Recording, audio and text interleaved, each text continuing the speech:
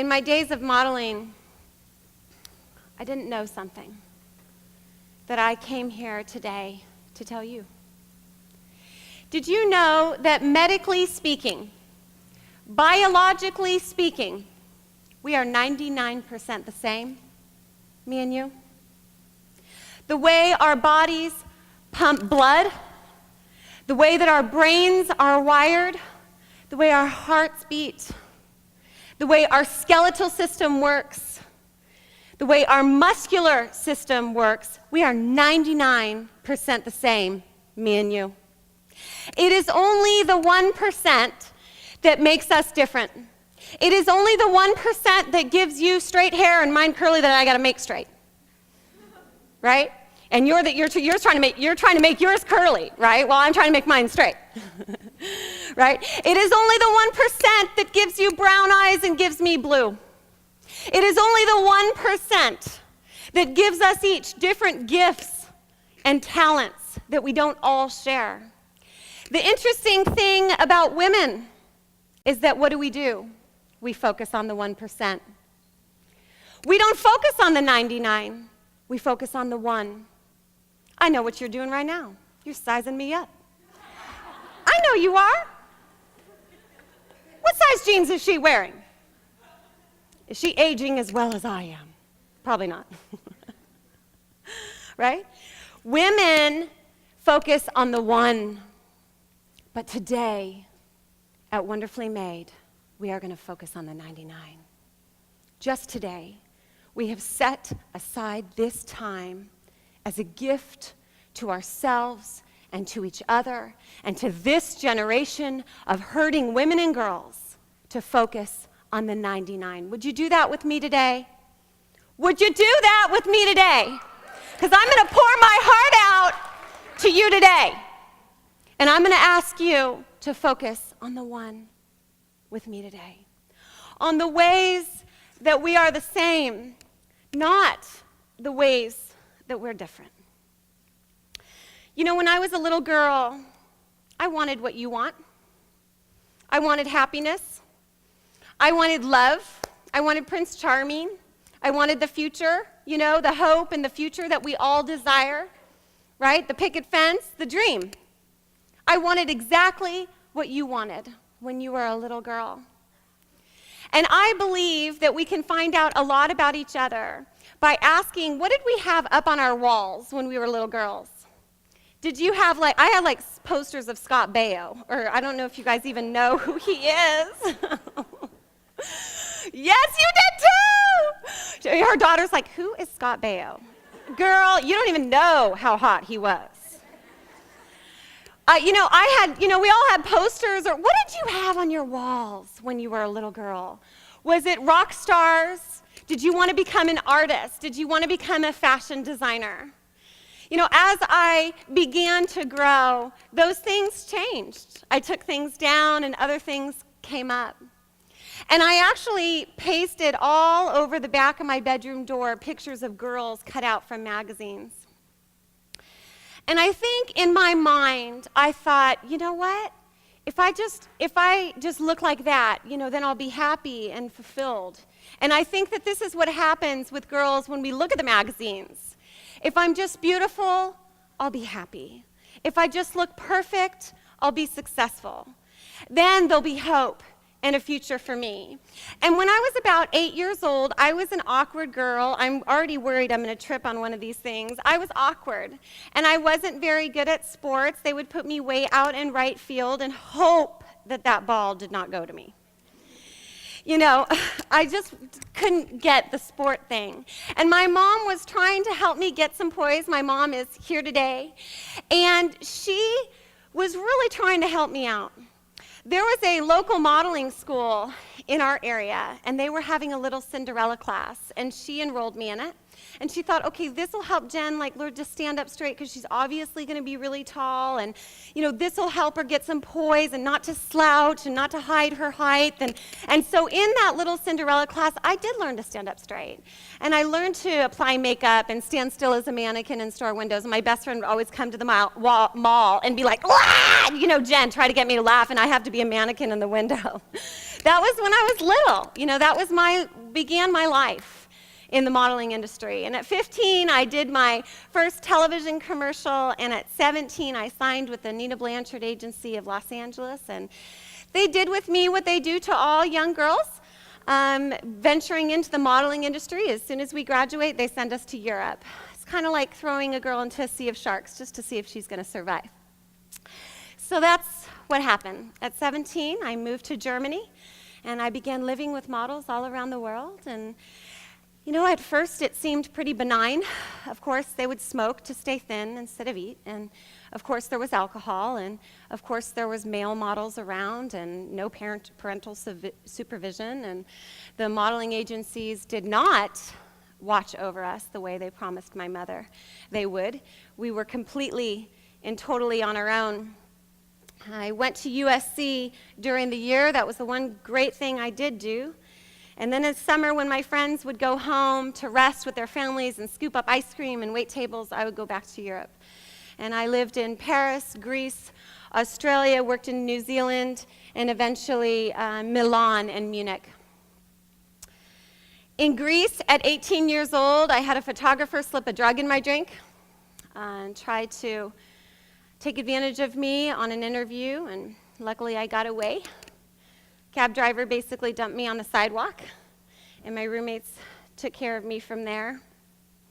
In Greece at 18, I went to a very innocent audition, thinking I'm going to try out to be in some guy's magazine or catalog, and he set a real thick stack of money on the table, and he said, here, you pose nude for Playboy for me, and I'll give you the next 2 covers of Elle.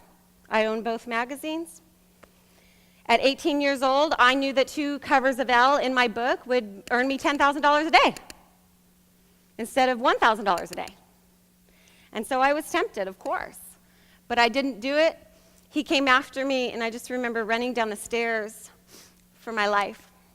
And I ran out into the street, and this man on the street grabbed me, another man grabbed me, and he goes, "Oh, you should be a model." And I was like, I am one, but geez. And it was like that a lot. I remember walking down the Champs-Élysées in Paris with my roommate, who was a very famous Calvin Klein model. She had earned a $1 million contract with Calvin Klein when she was 15 years old, and she was 18. She introduced me to the nightclubs and the drugs of Paris. We're walking down the Champs-Élysées and going to an audition. I'm wearing a miniskirt, and a bum on the side of the road reaches up his filthy, dirty hand and grabs me underneath my miniskirt and just holds me there. And of course, I kick and spit and scream, and you can hear all the anger is written in the book. But what I remember was my roommate saying to me, "Shake it off, Jen, shake it off. We have auditions to go to. We need to go try on the fur coats and the bathing suits for these photographers. We can't be all shaken up and crying." And I'm thinking, call the police on this guy, And I want to kick the bottle of gin out of his hand and smash it in his face, to be totally honest with you. Because I felt like, I'm not just a piece of flesh. I'm not just a thing. But in the modeling world, that's what we were. We were just things. We were not daughters. We were not sisters. We were not friends. We were things. Things that could be bought and sold. In fact, the French word for a model is les mannequins. And I remember hearing that for the first time and thinking to myself, okay, when they're done with me, like a mannequin, they're going to break me apart and they're going to ship me off because there'll be a new, better model coming to town. And that's basically how it was. Yes, I got to see beautiful places. Yes, I got to travel the world. But there was this little girl inside of me that began to wonder if I was more than just a thing, than just a piece of plastic. I lived with a bulimic model in Australia. Her name was Sherry Siegel. had to change her name in the book. But Sherry was a precious, beautiful girl.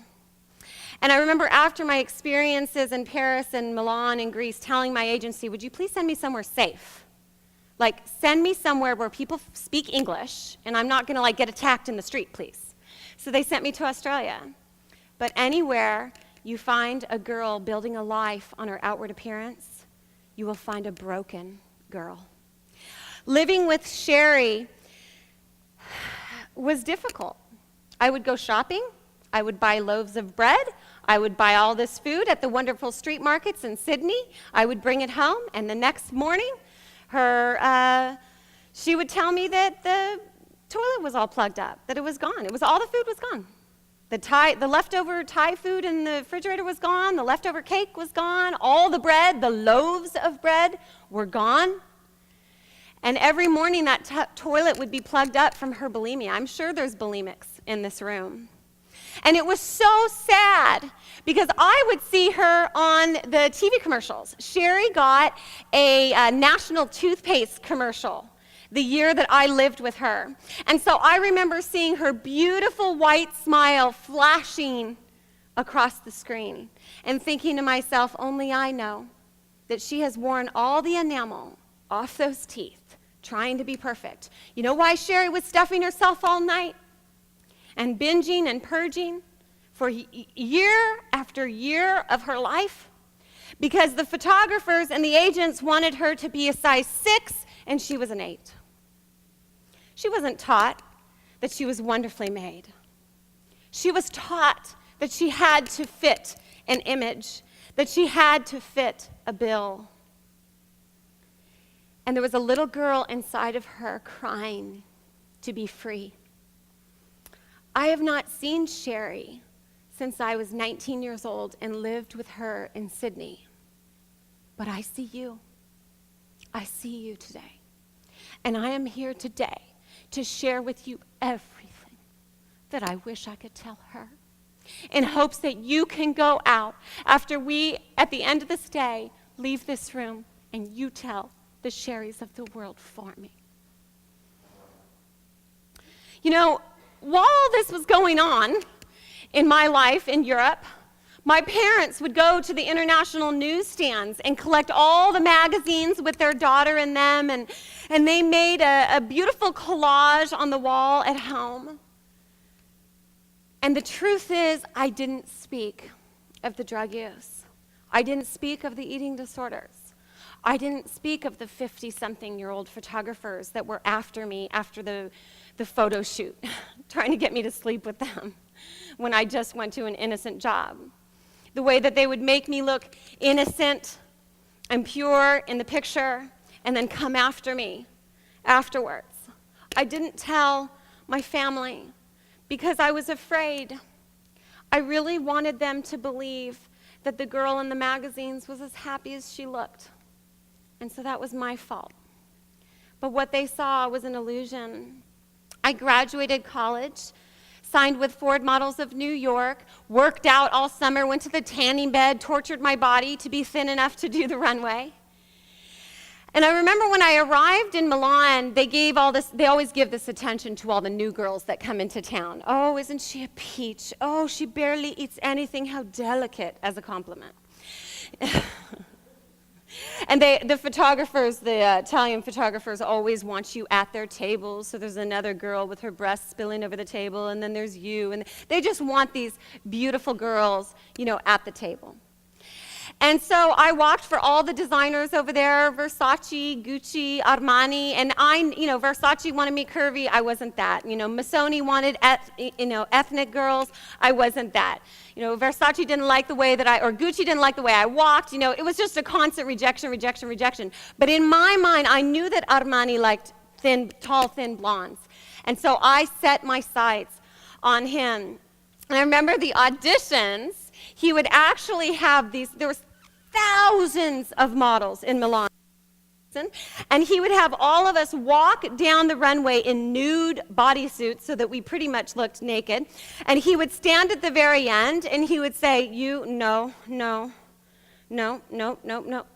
you, okay, because he didn't really speak English. No, no, no, no, you, see. No, no, no, like this. So it was amazing when he got down to 30 girls that I was one of them. He designed the makeup for that year's season on my face, and I was in the newspapers and announcing the coming of the show season with just me and Giorgio. And so I began to work with him closely and work in his studios pretty closely.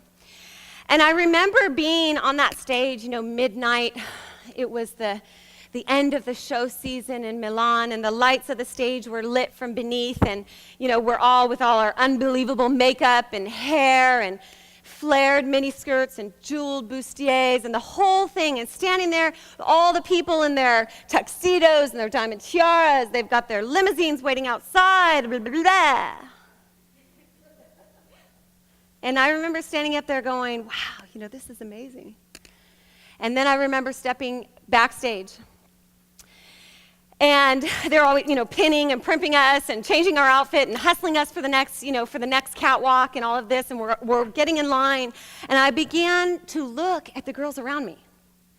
And they're vying for attention in the mirror. They're trying to get caught by the paparazzi. Oh, honey, those shoes, you look divine. Oh, darling, blah, blah, blah, blah, blah, blah, blah. And I remember thinking to myself, they look really empty. And I started looking into their eyes, and they may have had chiseled bodies. Their eyes were hollow. They didn't have any light in their eyes. And they were so hungry for approval. It was sad, really. And I think it was just a mere reflection of the way that I was feeling. And that success and that beauty became like a mask that hid a girl who was wrestling on the inside. And I found out that, outward beauty doesn't have anything to do with being loved.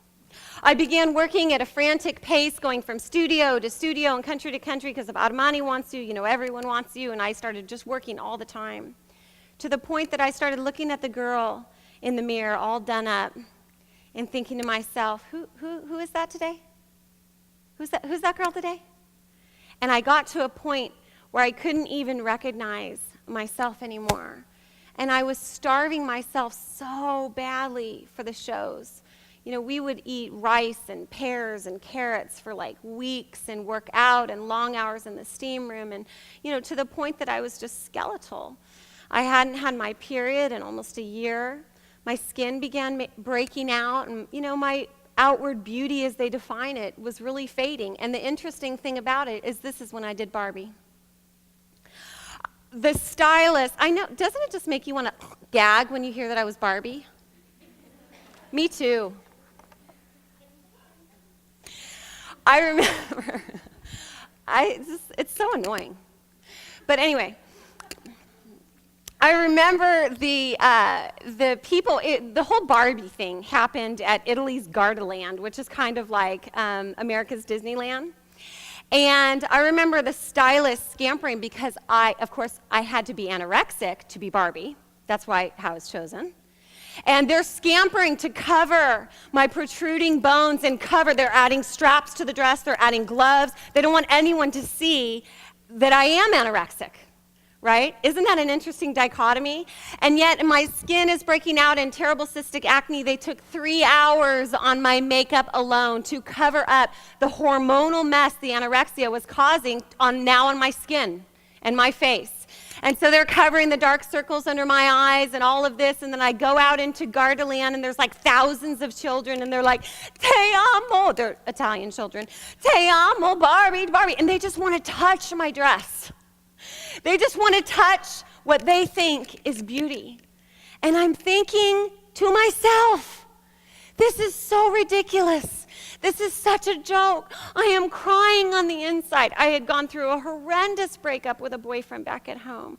I was taken advantage of, raped by a photographer in Italy. I mean, come on. The inside, I am crying. I am hurting. I'm missing my family. I'm alone. I'm starving. starving on the outside in, and they are going, "We love you, Barbie." What a joke. And I tried to fill the emptiness. I would try to start the binging thing. I would start eating too much. I would start drinking too much. I tried a relationship with a man. This will fill the emptiness. I tried everything. And all those men that wanted me at their table when I wasn't so pretty anymore, do you think they wanted me at their table anymore? No. Because I had cystic pimples all over my face. Because I was dying. Well, they were done with me because there was a new, prettier girl coming to town. Even the men who acted like they were going to be father figures over me, and some of you have had that. An older man who pretends like he's going to protect you. He's going to put you under his wing. He's going to watch over you. Then he uses you or tries to use you. You fend him off. He don't want you anymore. He just tosses you aside. The great thing about Milan is that there are churches on every corner. And I used to go inside just to see the beautiful murals on the wall and to hear the beautiful hymns. And I remember going in the back of a church one day and getting down on my knees in the pew and thinking to myself, you know, God, I don't know you. I don't even believe in you. I have no idea if you even hear me. But if you do, show up. Show yourself to me. Prove yourself to me. Well, after that, the train wreck of my career got worse. I began losing jobs. Photographers wouldn't pay me because I looked depressed or insecure, and they didn't want me anymore, and I didn't look like the girls in my pictures anymore, and I got everything stolen from me. I actually went to Rome to do some lower-tiered fashion shows there, and I got my bag stolen from me. And as I was walking in the train station, I was thinking to myself, well, what was in that bag? Because the police want to know, what was in your bag that was stolen? I thought, well, just scarves, boots, hat. I have my portfolio and my passport, but everything else. And then I realized that my diary was in the backpack. And I always wanted to be a writer. When I bought the diary, I told my best friend that I was going to write my first book in that diary. So as I'm walking through the train station, once again, I pray to a God that I don't know. And I say, God, if you're out there, save my diary. It's the only one who knows my story. It's the only one who really knows how I feel. No one here hardly speaks English. They don't care. They just want me to look pretty in the pictures. And I had written my story in the pages of that book, and I just prayed that someone who at least read English would find it, and it wouldn't just be thrown away. Well, that actually led to me meeting a girl who told me about Christ in a little hill town in Siena, in a small little place between Milan and Rome. And I remember talking to this girl. I did the fashion show, and then I said, I'm just going to check into a youth hostel. I'm going to be like a normal girl for a while. I'm not going to wear makeup. No one cares if I'm a model. I just want to be a human being. And I got to talking to this girl at the hostel. And the thing that I remember about her is that she would look into my eyes. And I always longed for someone in the business to look into my eyes. I would think to myself, maybe this photographer will look into my eyes. Maybe this client would look into my eyes. But they never would. They would just hand me the lingerie and tell me to go try it on. And so I was always looking for someone who would just look into my eyes. And this girl did that. And she said to me, how is your life going? What's going on in your life? And I began to tell her of how I was feeling. She told me that Christ could save me. She told me that he could heal me. And I didn't believe her. She told me that I should read the Bible. I said, I'll get to it one day. She said, well, what do you do spiritually? I said, I do yoga. This should be working for me. Really? And how's your life going? She asked me. How could she not see, the bony knees underneath my pants and the dark circles under my eyes and the tears that welled up so easily from a loneliness that I couldn't even really describe? Well, shortly after that, I moved to Munich, Germany, because models can make a lot of money in Munich. And in Munich, I used to set the table for two. I lived with this horrendous lingerie model. You can read about her in the book. She was quite mean to me. But anyway, she was never there. So I used to set the table for two in my little apartment in Munich at night, and I would make 2 bowls of spaghetti, and I would put 2 drinks on the table, and I would have 2 joints and 2 beers and the whole thing, and I would just kind of pretend like there was somebody there who loved me. Hi. How you doing? You love me like this? Because they don't. And then I would go to jobs, and they would cover up my sadness with a mask. During this time, as I began to discover that beauty doesn't guarantee any of us happiness, love, joy, hope, or a future, it doesn't promise any of us that we're going to find the desires of our heart. I went running one day in a park in Munich, and I met a people who were handing out Bibles in the park. And there was this girl and this guy, and they were playing the guitar, and I remember sitting down at the base of kind of like a white stone pillar, just like this one. And I sat down at the base of it, and it's just a little park in Munich. And I was listening to this guy playing the guitar and thinking, wow, that's like a voice of an angel. That is the most beautiful voice.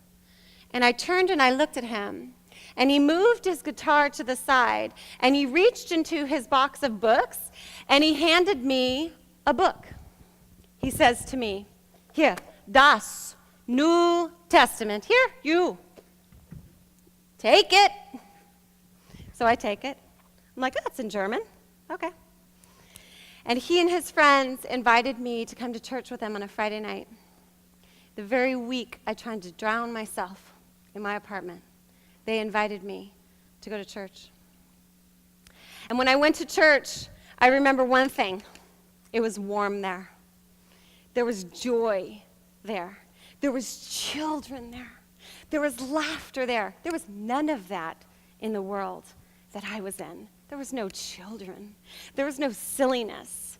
There was very little laughter. And I was so struck by it. And over time, they got me this little Good News Bible. They must have found it somewhere in the back of the church, in these little tattered pages. I began to find a light that shined into my life like no other. It was like a light in my darkness. And I remember reading here about the wide and the narrow road.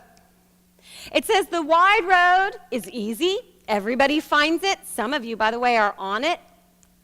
And I knew that I was on the wide road. It says the wide road is so easy. It's so fun, girl. It's got everything that you want on it. But guess what? It leads to destruction. And then it says the narrow road is hard and few find it, but it leads to life. And I knew I was on the wide road. I knew it. And yet, it was the only road I'd ever known my whole life. And one day, I am walking into Munich, going to a casting, and I'm walking on a wide road. And I'm thinking to myself, well, this is the wide road. There's no life here. There's no growth here. There's no trees and just businessmen walking all along. Everyone's going to Munich to make money. And I'm thinking to myself, how do I get off the wide road? But this is just it. And suddenly, this man just stops me in the middle of the road. He had like silver hair and aquamarine blue eyes and this beautiful smile. And he's saying to me something in German. And as always, I'm saying, I don't speak German. No, sprechen Sie Deutsch, which is how I said it. And he's asking me, parlez français? And I'm saying, no, hablas español? He's saying no, and he's asking me if I speak Russian, and going on. And finally he goes, my dear, what are you doing here? I said, well, I don't. And he goes, are you studying here? Are you traveling? Are you seeing your family? And then he looks me up and down, he sees my little mini skirt, I got my portfolio. And he goes, oh, no, my dear, you are not modeling here, are you? I said, yes, I am. And who are you? And he says, where are you going? I said, well, I'm going to a casting. Like, I show the guy my pictures. He decides if he wants to hire me, fire me. Why are you even talking to me? And he says, you go to them to see if they want to use you? Like a piece of furniture? disgusting. Turn around now, my dear. Go back. Go back now the way you came. He's turning me around. I have a casting. I have jobs. Go back now. Where do you belong? Why? Because you cannot sell beauty. You cannot sell your face. Go back to America where you belong. Someday people will come to hear you and to see what you have to say. You don't go to them. Now go home. This is annoying. I am going to travel. I am going to make money. I'm going to do what I want to do. I'm going to be free. Freedom is found at home. Go home. Okay. But, and of course this is me, I'm so stubborn. I want to travel. I mean, I was going to go see some stuff before I leave Europe, you know. Okay, you want to see something? Go see Zugspitze. Go see the highest mountain in Munich. But then, go home.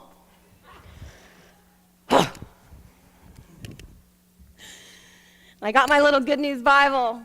I got my backpack. I left my makeup and my portfolios at home, and I went to Zugspitze. On the way there, I took my size 4 miniskirt. I threw that in the dumpster. I was never going to wear that again. And I just picked up a couple Snickers bars, because, I mean, shoot, I'm not going to model. I can eat. And I began to read about these people and the way that they would come to Jesus. And they would come broken and discarded and rejected and riddled with demons and diseases. And again and again and again. They were loved like that. You know, girls, the world won't love you like that. I traveled 35 countries in 5 years. I never found love like that until I found Jesus. The world doesn't love you broken. The world doesn't love you imperfect.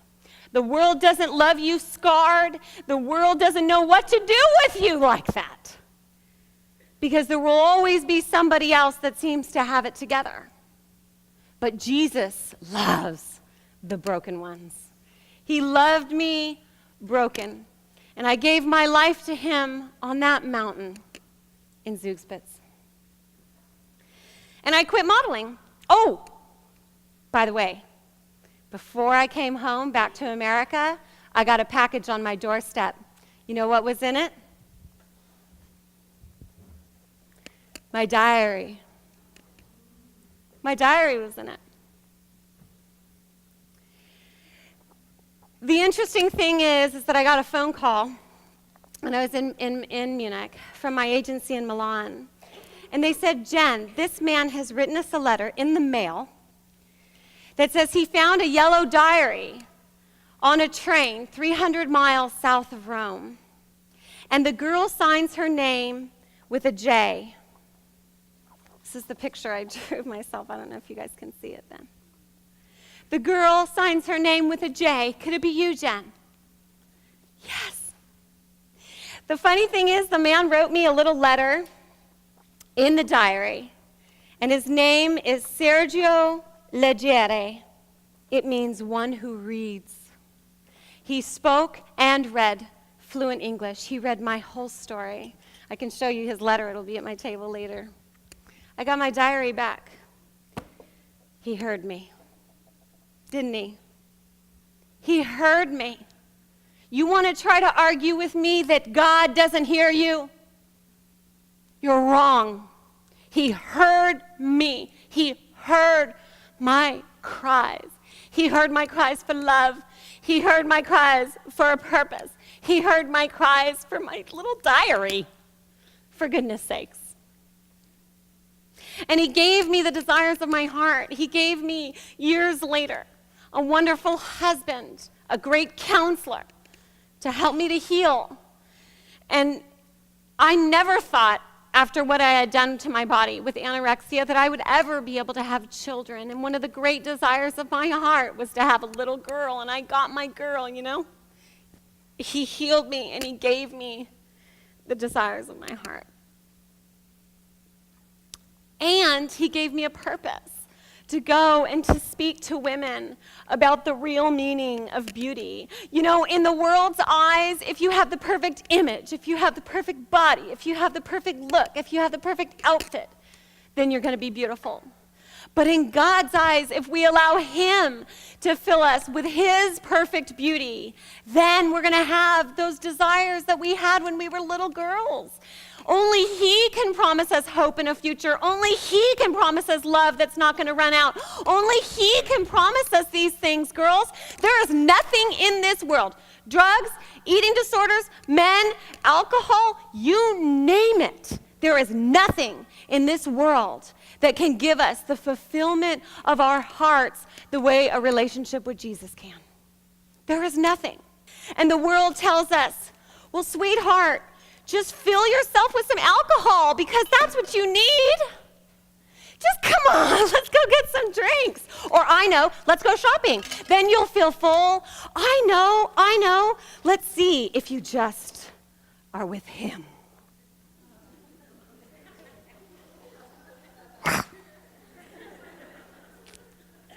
I don't want you lusting for too long.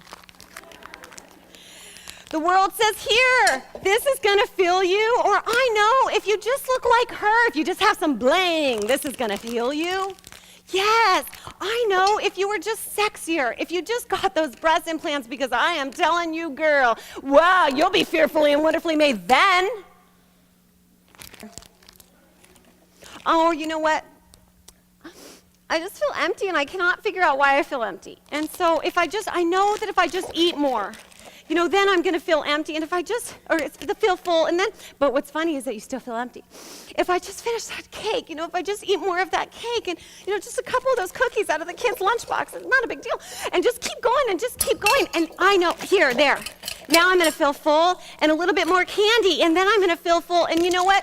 Big deal. Just pop a couple of those pills because then I'm going to feel full. Oh, I know. You know what? I'll just go shopping because then I'm going to be beautiful because that's what, you know, if I just get that bling and then I'm going to be really pretty and I'm going to feel good there and I'll just do that. And then just some more pills. It's just not a big deal. What more do I have in here? Another meal. Some gum. Some jewelry, some lipstick, another shot. Get sexy. Is it full? Is it completely full? No. Do you see those empty spaces? There are still empty spaces. You know, the wise teacher Beth Moore says that the empty places within us are carved by 3 hands. 1, they are carved by a hand lost. And some of us lost a mother. Some of us lost a father. Some of us lost a future, or a marriage, or a man. And it creates within us this empty place that longs to be filled. The second way that we receive the empty places in our lives is by a hand withheld. And that was me. I was alone in Europe. I had a hand withheld. I had no security. I didn't have that hand of protection over me. It's just the way it was. And a lot of you had a hand withheld in your life. You had a mama who was so focused on herself she couldn't see you. You had a daddy who didn't protect you, and because of that, you were abused. And some of you had a hand withheld in ways that some of us can't even dream of. And what it did is it carved an empty place inside of you. And the third way that we get these empty places inside of us is by the hand of God.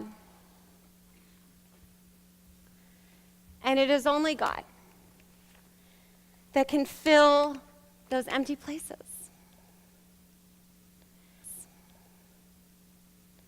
When the woman came to the well, if any of you know the story, the Bible teaches that Jesus himself was tired from a long journey. You know, when I finally came to Christ, I was so tired. It was such a darn long journey. And he asks the woman for a drink. She can't figure out why he's even talking to her. And then he says to her, you know, if you knew who I was, you would ask me for a drink, sweetheart. And she's saying to him, you don't even have a cup. What are you talking about? And he goes, why don't you do this, hon? Go get your husband and come back. And the woman at the well says, I don't have a husband. He said, I know. You've been with 5 men, and the one you're with now ain't your husband. And Jesus is saying to her, you've tried everything to fill your empty places, haven't you? You've tried everything, but try me. See, when I brought Jesus into my life and into my heart, he began to fill the empty places within me. Do you see how he pushes it out? Do you see how he begins to push out the things that are unnecessary? Can we just make a mess today, Allie? Okay.